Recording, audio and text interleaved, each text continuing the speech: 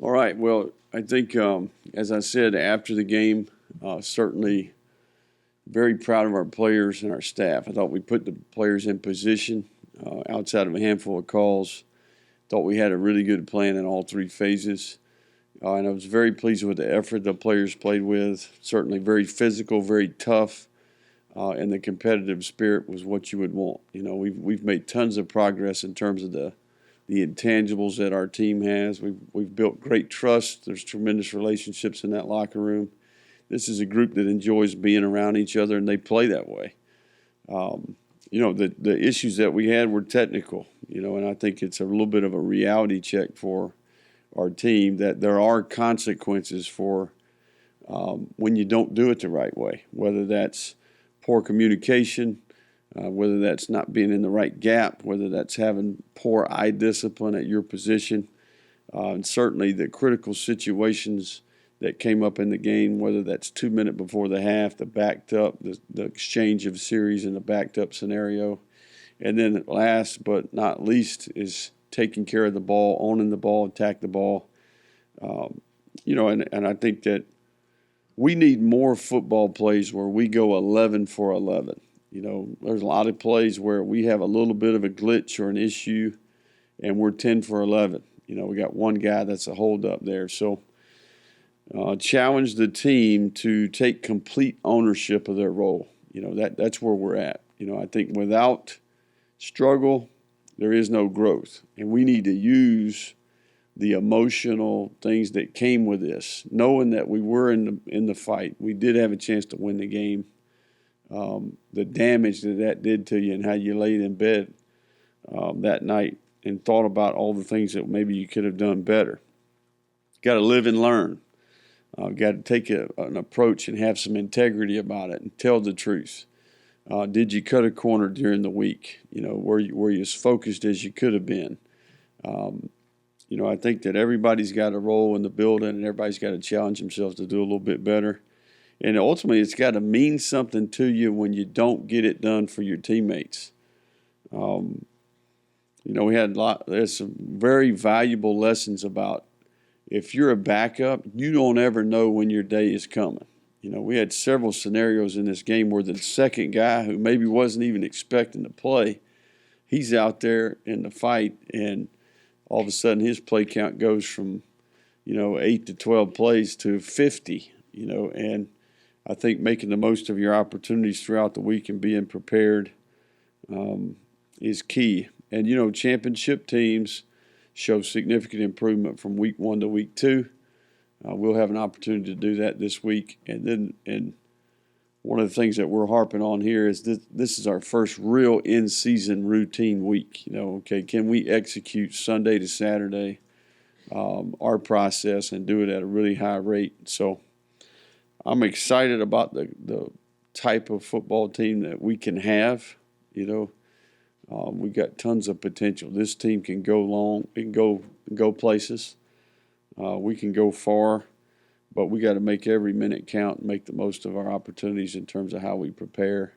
And when we do get there, we got to have poise and discipline to execute and stay the course and do what we're asking them to do. And certainly as a coach, I've got to coach them a little bit better and try to put them in position to do it better. Some of the undisciplined stuff, was that more of a focus thing or an emotion thing? Yeah, I mean, I think we had 2 personal fouls in the game. Those are the 2 that maybe are chunks of yards you like to have back. And this is just me not being critical, but, going back and look at it, I can see exactly where our players were coming from.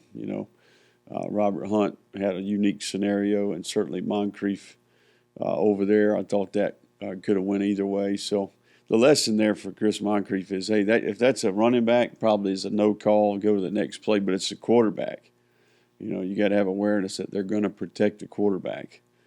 I think outside of that, I think maybe we had 5 penalties for 45 yards or something like that. So 3 5-yarders. All 3 were on offense, and all were, flinching maybe. We got to eliminate those for sure.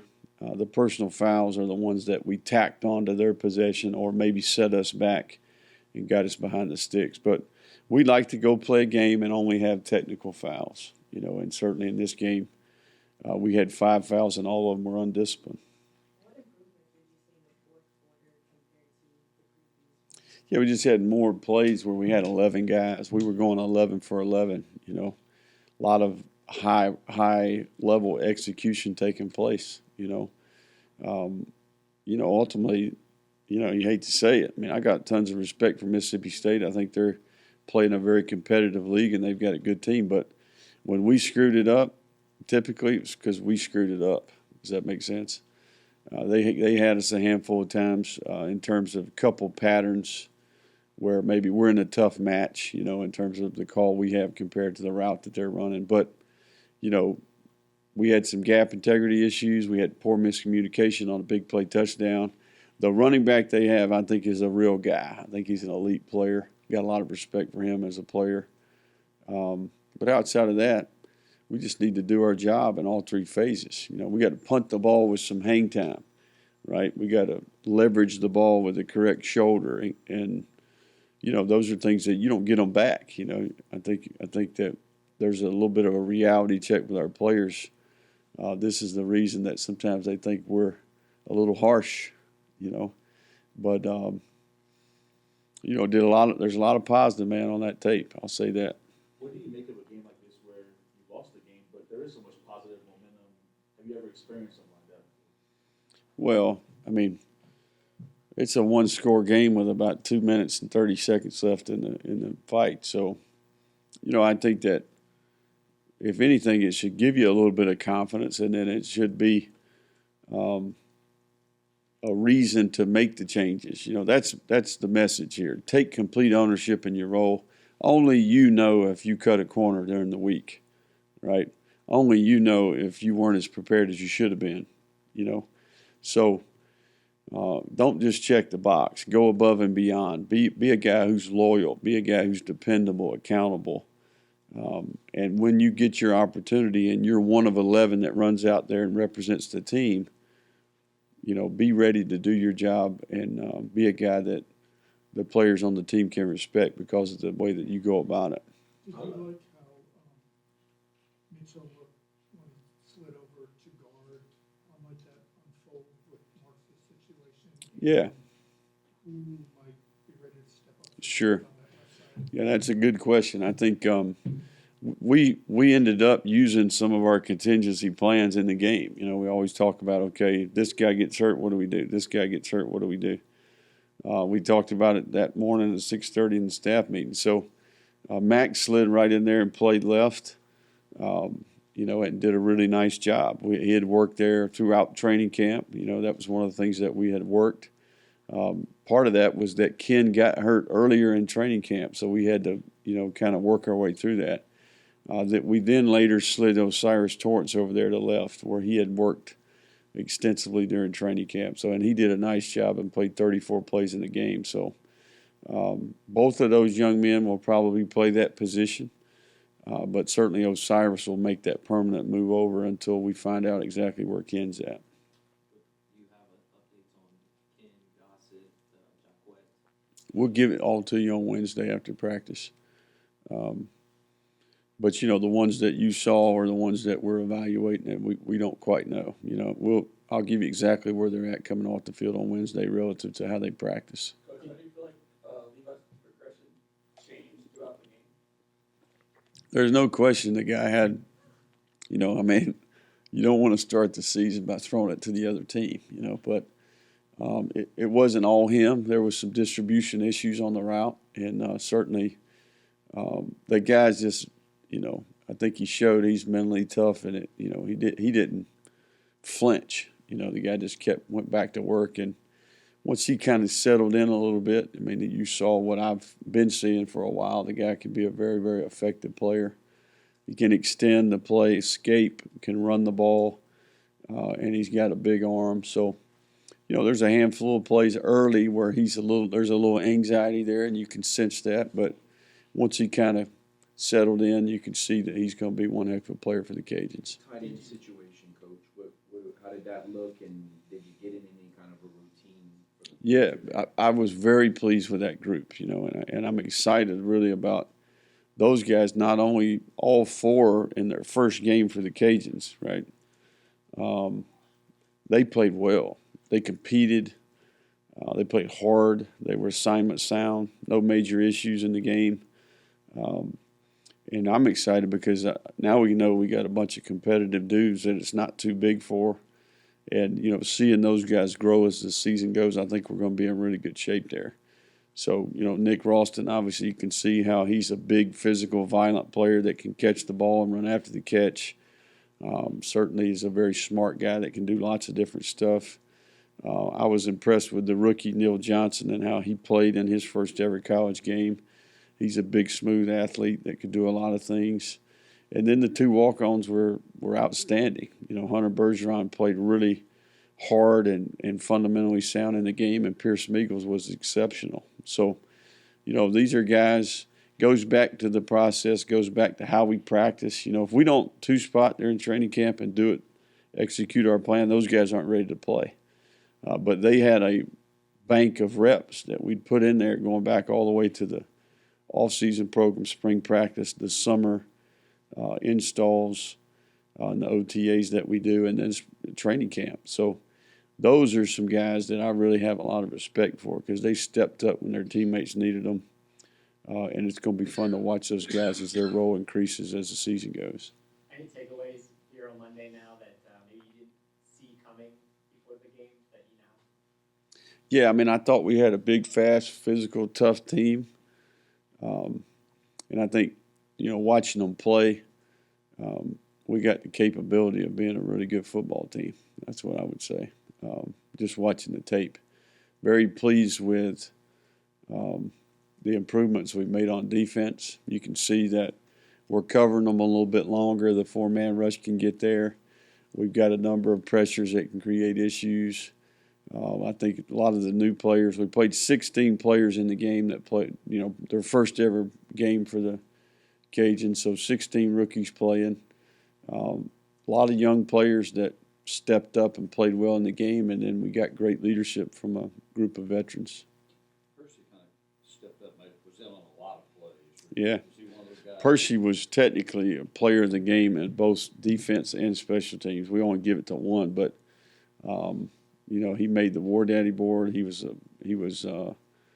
player of the game on defense, and certainly could have been the player of the game on special teams as well. But that's another guy who last year's role was minimal because he was injured, and certainly, he's what we thought when we signed him. He's a big, fast, physical guy that can do lots of things for your football team. So he's going to be a good player for us going forward for sure. Who's that now? Well, I think if we probably played again today, he'd probably start the game, but yeah, I think I think those guys actually, there were several players on our team that played 50-50, if that makes sense. And we started them based off of how they practiced leading up to the game. And, we're going to reevaluate that. Now you got a little bit of a history as a competitor in a game, and then some of them maybe didn't declare themselves, So a guy might go 60-40 or 70-30 because he played so well in the game. But there's also guys that maybe it was a scratch. Maybe there was players that played better that were the second guy to go in. So that's one of the good things about this team is it's going to remain competitive going forward at lots of positions, and that's the way you want it as a coach. Are you aware of how the rest of the conference did this weekend, and what are your thoughts on that? Somewhat. I'll tell you this, the teams that won the turnover battle, they won. The teams that didn't, they lost. So that's one of the things that we always cover with our players on the day after.